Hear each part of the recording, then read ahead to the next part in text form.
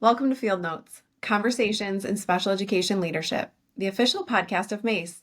I'm Abby Cypher, the Executive Director, and I'm so glad that you're here. This podcast is a space for the stories, insights, and innovations shaping the future of special education leadership across Michigan. Whether you're a seasoned administrator, a new director, or somewhere in between, Field Notes is your place to learn, grow, and connect. As we say in MAASE, you belong here. This week, we're welcoming past president and Professional Learning Steering Committee Chair and our most recent Beekman Award winner, Renee Thelen. Renee is the Director of Special Education and Communication at CC RISA. So welcome, Renee. Thank you. Glad to be here. Well, we're so glad you're here. We organized this podcast and invited you when you thought you were coming as the Professional Learning Steering Committee Chair and two-time MAASE past president. But what we knew and you didn't know is that you were also coming as the newest award winner of the Marvin Beekman Award, our highest honor that MAASE bestows. So before we get started and dig into things, can you just tell us what it felt like in the moment that your name was announced at our Summer Institute conference? I certainly can try. I think I'm still processing it myself, to be honest. I've heard past recipients, share how many days it is before it feels real. So I think I'm kind of still in that window, but really a surreal moment to hear my name announced and to hear that I was joining that group of professionals that have been past recipients of the award was overwhelming and very special. Well, I was watching you without trying to make it obvious. And it seemed like our current president, Kirsten Myers, did a good job of concealing some of those facts that really lead us to at least narrow the field down. So she didn't say what college you went to. She didn't say what your background was in. So at what point did you realize it was you? There were a couple of things that she said that kind of made me think, I've done that. But then a lot of it is work that I haven't done alone. So it's, still could have been any one of a group of people potentially. But I think it was when she said the two-time president, that was a pretty clear tell, as she indicated in her speech. So Yeah, well, we'll get into that later. But the Beekman Award recognizes visionary leadership and a transformative impact in the field of special education. So you mentioned being in that elite group of people, but what did the award mean to you personally and professionally? it's pretty hard to tease out personally and professionally, to be honest. The Beekman has always been special to me. I recall my first summer institute being there and seeing the Beekman awarded. And at the time, my former boss was a past Beekman recipient. So I think it just caught my attention at my very first summer institute because I knew that someone that I really admired and respected was a part of that group. You and I have been coming to MAASE, I think, about the same amount of time. So percentage-wise, how many times does the Beekman Award make you cry? 100%. Me too, I'm 100%. In your acceptance speech, you said, this is an award for all of us. What did you mean by that? I would say that, any moment of success or accomplishment is never achieved without many others being involved along the journey. When I said it in that moment, I think there were a couple of things running through my mind frantically amidst all of the emotions of the moment.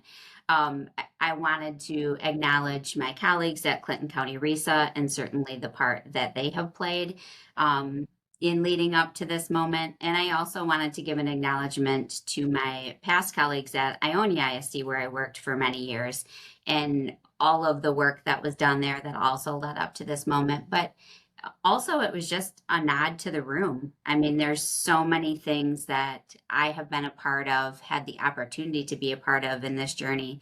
And many of those things were great partnerships, projects, events that were done in collaboration with other MAASE members. Yeah, that's one of the things that I love about MAASE is those opportunities to partner, with people from across the state. I jokingly said in the moment, you had like this back pocket speech. I don't think I've ever heard anyone be quite as articulate as you were in your acceptance speech, but you said later, you're up on that stage in front of 850 people the whole week. So you kind of had an advantage in that, right? Other people don't have that experience and aren't quite as comfortable on that stage. So that was great. I'm sure that Um, was helpful. yeah. One of the things I think if you were to ask anybody in the association or look at the Beekman Award video, people talk about past awardees really being those legacy builders for our profession. We have that breakout session where past Beekman Award winners talk about, the work that they've done. We hear them talk about way back to when IDEA was created, moving students out of church basements and into schools, just that whole concept of allowing children access to the school setting and then just building from there. How do you see yourself carrying that Beekman legacy forward? Yeah, I think that's one of the overwhelming things about receiving the Beekman is, this responsibility really to carry that legacy forward. So you mentioned the video, and I think a couple of past recipients really talked about this in the video. I can remember Scott Hubble in the video saying, feeling this sense of, I don't recall how he worded it, but it's like this obligation to ensure that you don't disrespect the award. I remember him saying you have to finish your career well. And I remember Eleanor saying it's a stretch award. So like you're not done when you receive it. It's not a culmination. It's this call to keep moving forward. Um, so I guess when I think about a legacy, it's not always a big monumental moment in someone's career. It's the things that we do every single day. So a few years ago during one of our virtual summer institutes, I delivered a president's address, and the content was really about everyday leadership, how we show up every day for our students, for our staff, for our families. And I think that's the legacy that I would hope to have, is just continuing to show up every day for the people that are in my charge. I love that. That came up in the award nomination letters, the people that you work with saying that exact same thing about you. One of the things that, you didn't bring up, but I want to talk about is one of those places where your leadership shines the brightest, at least for our membership, those of us who don't have the opportunity to work with you in your, what we call like our day-to-day job at CC RISA. But you have been the chair of Summer Institute for years. And prior to that, you had been on the Summer Institute committee. So what drives you to give so much of your heart and time into this event? Because I would say your leadership in this event, when I look at the feedback, people see their attendance there as really allowing them to have the knowledge and skills that they need to move their leadership forward into their districts. And you helped that happen for these 850 attendees. So I know how hard you work on this, and I know that many others do as well. But what drives you to put in all this time and energy on behalf of our Summer Institute committee? Earlier, I mentioned my first summer institute and how the Beekman kind of captivated me at that first onset. So I would say some of the same is true here. I really met MAASE as an association at Summer Institute. That was my first encounter with MAASE. I'm pretty sure it was 2006. So I met MAASE at Summer Institute and I fell in love. I mean, really, with MAASE and with Summer Institute. The professional learning was just so outstanding. And the people were so kind and supportive to, at the time, who was an aspiring administrator. I didn't have an administrative role yet. And I just felt welcomed and included in the community. So I think that really is what drives me specifically to want to contribute that time to Summer Institute. I think before I even knew I would have any kind of leadership role in MAASE, I kind of had a what if thought in the back of my mind, and it always was Summer Institute. I did not set out to be, the MAASE president, certainly not for 2 years in a row. In other different leadership roles that I've had within MAASE, Summer Institute really was the one that I was most passionate about from the very onset. That was my first summer institute as well, summer of 2006 when we were at Crystal Mountain. So we did begin our MACE careers at the same time. And I remember thinking the same thing. And for anyone listening to the podcast that's not a MACE member or hopes to be one someday, what I remember, and you mentioned it as the second thing that you mentioned, I just remember people being so welcoming. Do you have a place to sit? Do you have someone to go to lunch with? Like, please bring your family to our reception. Just kind of bringing you into that MACE family, that MACE fold, and thinking, yeah, I can see myself being a part of things here. So I don't think I aspired to run Summer Institute yet, but I did aspire to be a part of the MACE family, and definitely not the executive director. I don't remember if we had one at that time. What would you say to members who were maybe like me, my first summer institute, I didn't even think about volunteering. What would you say to members who are thinking about volunteering, but they just don't know where to start? I think identifying your passion area is really important. There are so many volunteer opportunities within MACE. So I think it's just a matter of connecting with what you're passionate about. So whether that's professional learning or advocacy or membership services, even reading award nominations, things like that. Like one of the things that I really enjoy is that there are many opportunities for volunteering and at different levels of commitment. So I think identifying your passion area and start small. I mean, you mentioned earlier, this is, and we have our day job and we have our, our for fun or our volunteer, gigs and opportunities. And I think you have to keep in mind what you're able to do and able to commit to. So Love that. We're going to have Kirsten on our next episode to talk about her theme of United Today, Stronger Tomorrow. That was also the theme for the Summer Institute conference this year. Can you just tell us, before we wrap up this section, how you saw that theme come alive during the Summer Institute? I think going back to what we talked about earlier, Summer Institute for me is a time where being united is always on display. I heard someone mention that Summer Institute, and maybe we chatted about this, but someone referred to Summer Institute as kind of like a summer camp. Yes. And so, it's school teams coming back together after the summer. Everyone's so excited to see each other. There are these opportunities for learning and growth, but people are just enjoying the connection. So, when I think about the word united today, that really is very present in Summer Institute every year. Stronger Tomorrow, I guess I think about all of the areas where MACE is growing and pushing the envelope for our students. Working to resolve staffing shortages. I just think there are so many areas of advocacy and areas where MACE is really excelling and pushing the envelope and trying to move things forward. So also the rollout of the MACE community was another good example during Summer Institute, the activity where you had attendees stand up and share a need, and other people were able to, kind of call out that they had a resource or a tool to match that need. That really played into that rollout of MACE community and illustrated how when we unite together, we will be stronger tomorrow. I know that there was just a conversation about resources for reduction of seclusion, restraint, and exclusionary discipline. That's going to move over to the MACE community. So I'm really excited to see how people can connect virtually and really connect with what we see as our biggest member benefit, which is the people within the association. Absolutely. So we talk a lot about advocacy, professional learning, but the other thing that we focus on as an association is leadership. And in your remarks after winning the Beekman, you challenged all of us to grow your leaders.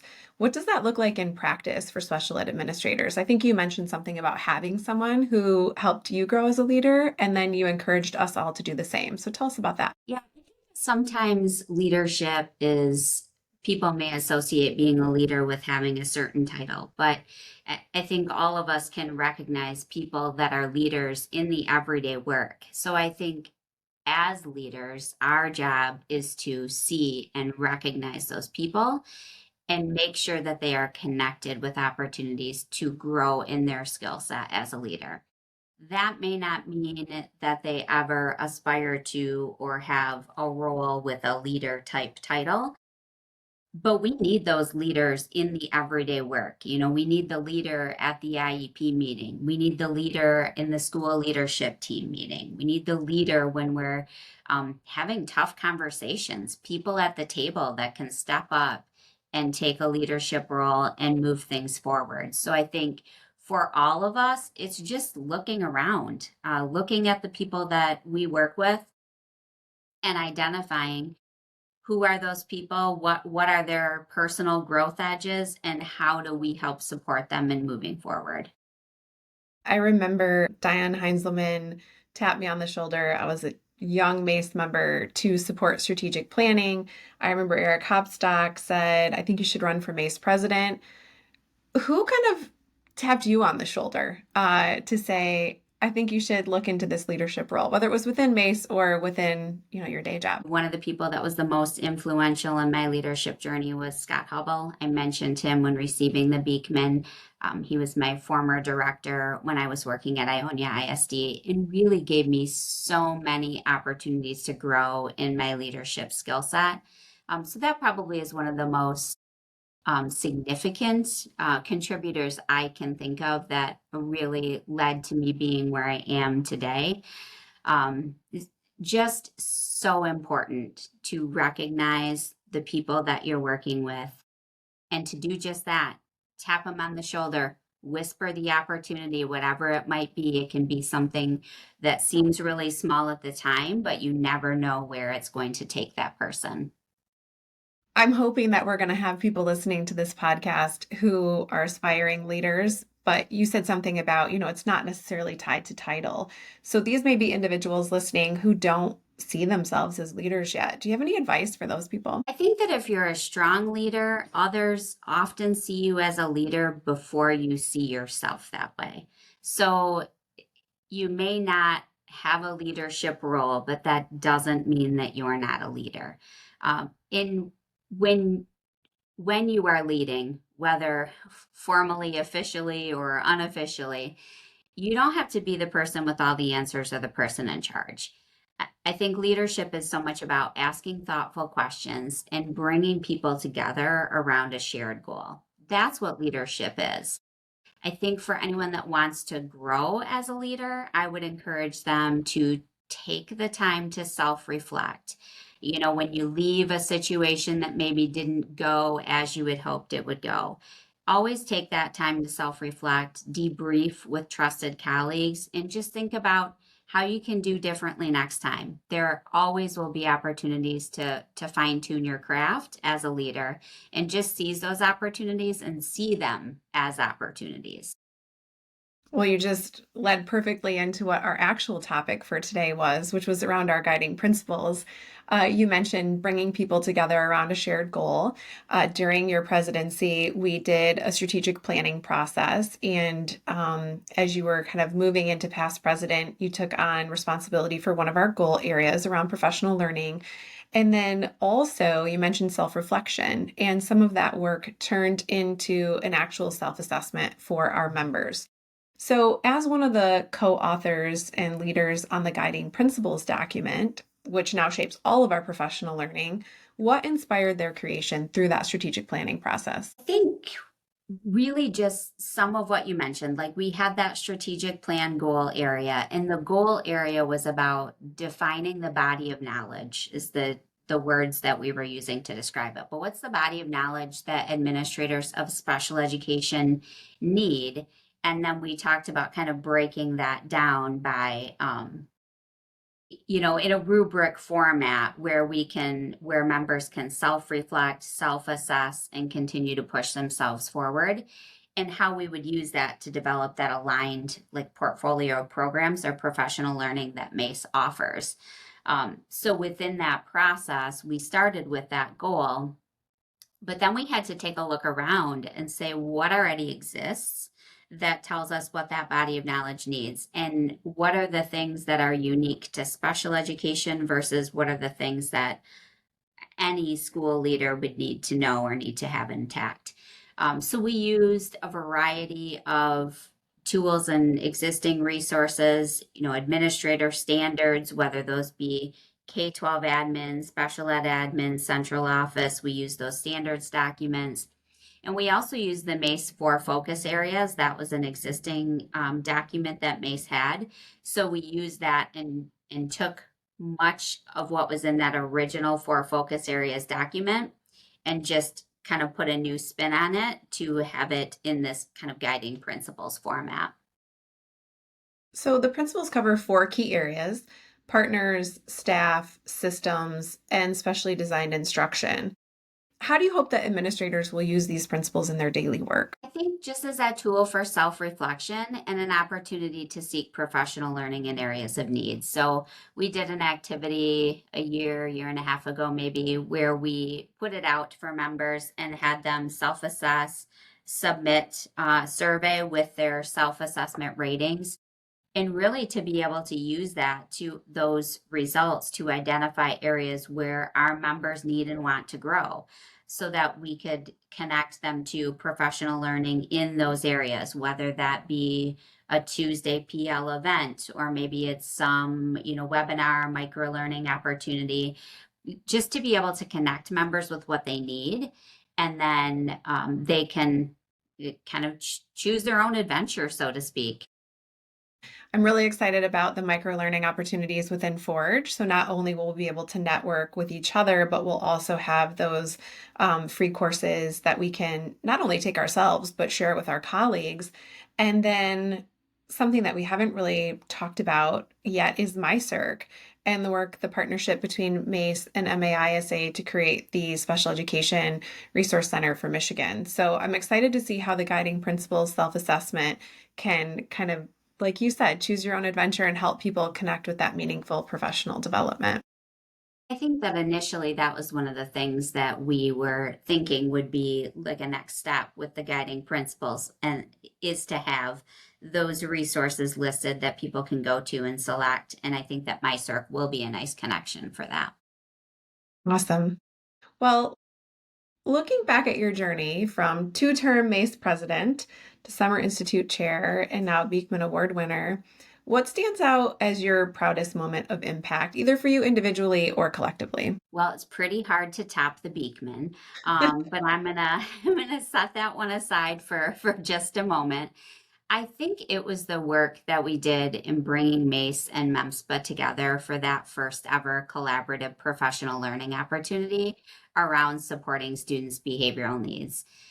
When I think about kind of reflecting back on some of the work that I've been most passionate about, I think sometimes in special education, we can fall into the trap of getting frustrated with our colleagues for not properly supporting our students.